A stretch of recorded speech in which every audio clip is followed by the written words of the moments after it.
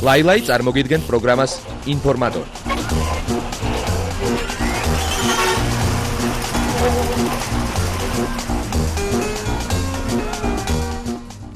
საღამო მშვიდობისა. ქართულ და უცხოურ შოუ-ბიზნესში მომხდარი საინტერესო სიახლეებით ეთერშია პროგრამა ინფორმატორისა და ლაილაის 10 საათიანი ვრცელი გამოშვება.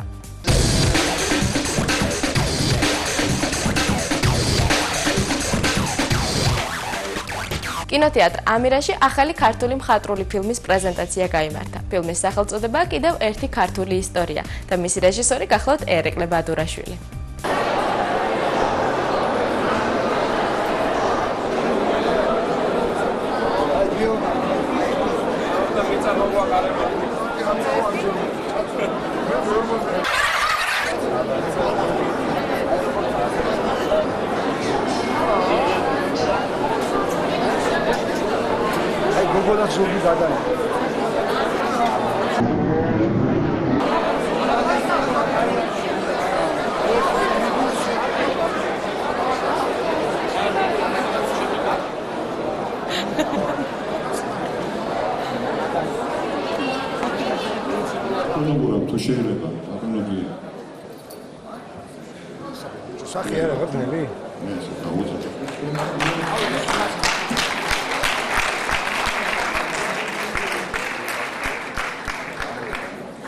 აქ არის წარმოდგენილი ჯერჯერობით ის ცივი სპექტრი. საფეხურების რომელიც მონაწილეობენ ამ სტუდიაში. ნინი ბადურაშვილი, აკომეტრელი, სალომე გოგიაშვილი.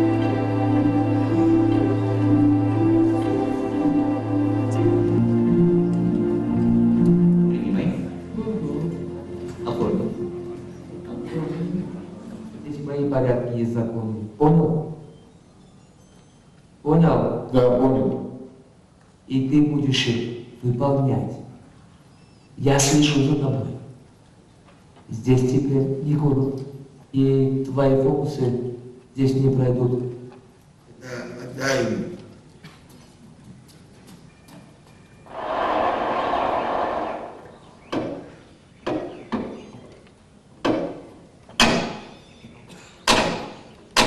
Джамил Мамадсов.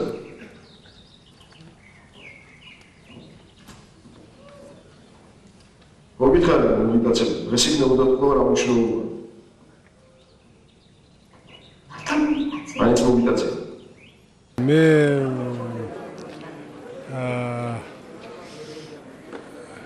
ვიტყოდი იმას რომ ჩვენი თაობისთვის ეს თითქმის დოკუმენტალური ფილმია ნამდვილი ამბავი როცა რაღაცა ხდება და ნამდვილ ამბავზე აგებ ამბავს კინოში იქნება ეს მწერლობაში თუ სადაც გინდა ხელოვნებაში ყოველთვის ის არის ემოციურად დატვირთულია სურათი და ამიტომ ეს ემოცია შენ დროში არასდროს არ დაგღლის რა რომ ანუ ეს გუშინ იყო დღეს იყო და ხვალ იყო ეს არის გუშინ ეს იყო გუშინ წინ პაპუიზეს ხდება დღეს ამიტომ დამთავრდა დღეს ეს სურათი რა და ავის გაგრძელება ღმერთმა არ აქნას ესეთი ისტორიებიც იყოს მაგრამ მე აბსოლუტურად დაწუნებული ვარ ყოველთვის სადაც რეჟიმი სადაც არ აქვს მნიშვნელობა რა როგორი ფორმით იქნება ეს ფაშისტური კომუნისტური თუ სხვა ის ყოველთვის ადამიანის პიროვნებას დრგუნავს და ადამიანის სულ იბრძოლებს თავისუფლებისთვის ფილმის გადაღება დაიწყო 97 წელს და ვიყავი რამდენი წლის? ეხლა ვარ 11-ის. ძალიან პატარა ვიყავი. მე ოღონდ ნელ-ნელა ვიზრდებოდი. მე ვიყავი უკვე ალბათ 14, ნუ სუბოლო იყო 14 წლის და არა 15 წლის იყო სუბოლო. ერთი იყო გარდატეხის პერიოდში, კარგად გამოვიყურებოდი და ბოლოს ფინალში ჩანხარ მე მგონი რაღაც პლაკატით, ხო? ბოლოს ფინალშიც ვარ პლაკატით, უკვე მან დიდი ვარ, ხო? ნუ ალბათ შარშან წინ. თუ არის ناقოფი და არის ფესვი და თუ მათ შორის არ არსებობს კავშირი, ბუნებრივია დაღუპულია იქ. შესაბამისად ناقოფი, იმიტომ რომ თუ ფესვთან არ აქვს კავშირი, შესაბამისად არ არსებობს საზრდო ფესვიდან და აქედან გამომდინარე ناقოფიც ვერც გაიხარებს ვერანაირად.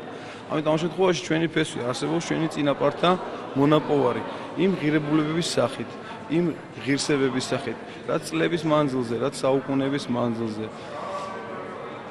ესე იგი დროებას უძლებდა და დღემდე ჩვენ ავად თუ კარგად ჩვენამდე მოაღწია.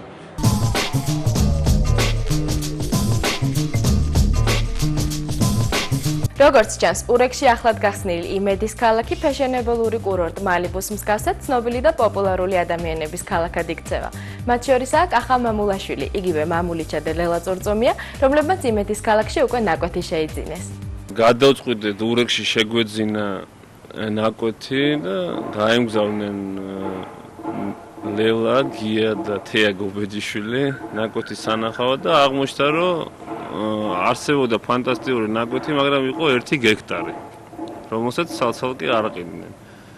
ამიტომ იდეაც დაიბადა ისეთი, რომ მოდი, აი როგორც ყიფშიძეზე შევიძინეთ ეს ერთი სადარბაზო, მოდი დაუკავშირდეთ ისევ ამ შოუ ბიზნესის წარმომადგენლებს და შევთავაზოთ. გადავწყვიტეთ 500 კვადრატული მეტრი თითოეულს შეგვეძინა. მათ შორის არიან ისეთი ადამიანები, როგორც ნანი ბრეგვაძე, დოი, ავტოსკვიტინიძე, ეკა კახიანი, მეშინი არავინ არ გამორჩეს, სულ შევგროვდით 19 კაცი. და ნელ-ნელა თვითონ უშუალოდ ის ორგანიზაცია, ვინც ყიდის ამ ნაკეთს მოგცა იმის საშუალება, რომ 2-3 თვის განმავლობაში ნელ-ნელა დაგვეფარა ეს აღნიშნული თანხა. და ჩვენ გვინდა, რომ აი ამ ურეკში, აი ამ პატარა ქალაქში უფრო პატარა ქალაქივით შევქმნათ. მიმდინარეობს თვითონ ამ ფართობის შეძენა. შემდეგ ყველანი ერთად დავჯდებით და ჩვენ გვინდა, რომ აი რასაც გავაკეთებთ, ერთმანეთთან შეთანხმებით გავაკეთოთ იგივე ის პატარა სახლები, რომლებიც იქ ჩაიდგმება და ალბათ პრეზენტაციასაც მოვაწყობთ. საერთოდ ვფიქრობ, შოუ ბიზნესში თვითონ ეს ადამიანები იმდენად საინტერესონი არიან და მათთან ურთიერთობა იმდენად საინტერესოა, რომ მე ვფიქრობ, რომ ერთად ცხოვრება ძალიან ბევრ ხალისს გამოიწვევს და ძალიან შევეწყობით ერთმანეთს.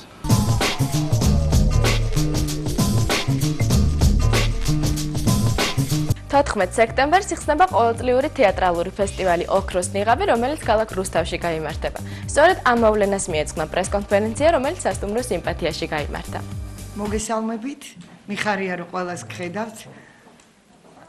მე აქ ვხედავ ჩემ ძველ მეგობრებს, ანუ ფესტივალის დიდ მეგობრებს, იმიტომ რომ მე ვიტყვი უკვე მეხუთედ იმართება ეს ფესტივალი 95 წელს დაფუძნებული და თუ მას რაღაც ავტორიტეტი აქვს და თავისი განსაკუთრებული რაღაც ადგილი დაიკავა დღეს საქართველოში და თეატრალური სფერო მას გარკვეულწილად პატივს სცემს, ვინაიდან 25 თეატრალური კოლექტივი იღებს მონაწილეობას, ეს ალბათ რაღაც საკმაო ავტორიტეტის სჭირდებოდა ამას.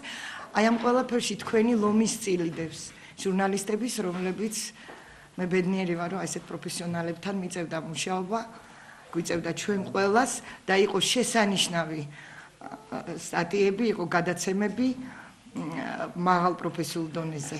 ქართული თეატრი ნამდვილად იმსახურებს იმას, რომ მას ჯეროვანი პატივი მიაგონ და ის იყო საქართველოში ერთ-ერთი პრიორიტეტული.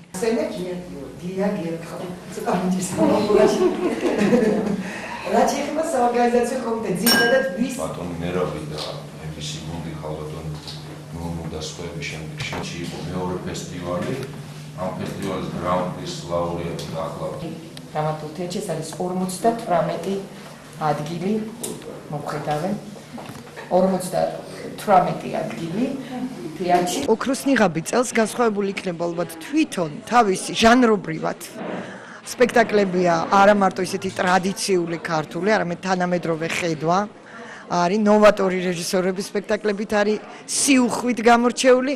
ამავე დროს თვითონ ნომინაციებში არის ესეთი ექსპერიმენტისთვის გაბედული, ექსპერიმენტისთვის, ასევე მასმედიის პრიზია დაწესებული. ანუ მე ვფიქრობ, თვითონ ჟიურის შემადგენლობა სრულიად შეცვლილია და ახალგაზრდობა წელს წარმოდგენილი, ანუ ახალგაზრდული ხედვა. გახსნის ცერემონიალზე გაიხსნება ოქროს ვარსკვლავები იმ თეატრებისთვის, რომლებიც გასული წლების გრან-პრის მფლობელები იყვნენ. ეს არის რუსთაველის თეატრი, მარჯანიშვილის თეატრი და ეს უკვე ტრადიციად იქცევა და ყოველ 2 წელიწადში ერთხელ ფესტივალი დაიწყება აი ამ ლამაზი ცერემონიალით.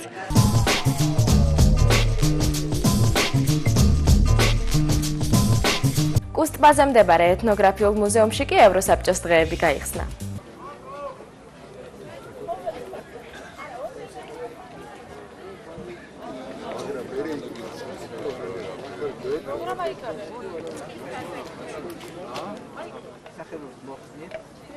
ერთი ბოთლი ღვინო ჩადი. ერთი თუ თქვენ მოგეკეთეთ.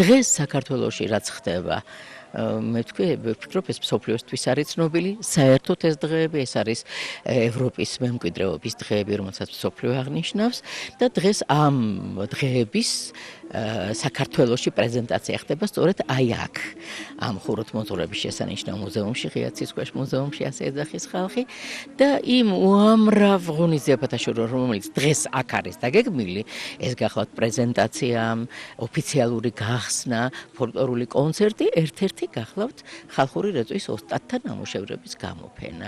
ჩალიჩობთ, ვაკეთებთ ფანდურებს, ჯონგურებს. ქართულ გიტარას და არავინ არ გვაფასებს. ბავშვობიდან ვაკეთებ აქსესუარებს, მაქვს გობელენისგან დამზადებული ქამრები, აი ეს ტყავის ნაწარმი, ჰალსტუხები, ჩანთები, ახლა მოდაში უკვე მობილურის ჩასადებები, სათვალის ჩასადები, ესეთ პატარა აქსესუარები. და ადრე მივიღე მონაწილეობა ხალხური შემოქმედების ფესტივალში. იქ დიპლომები გადმოგცეს, ოპერაში ჰქონდა დაჯილდოვება და იმის მერე ვარ ამათი წევრი და აი ესეთ ღონისძიებებში ვიღებ ხოლმე მონაწილეობას. Member of the European family and respectively actively involved into the major projects carried out in Europe.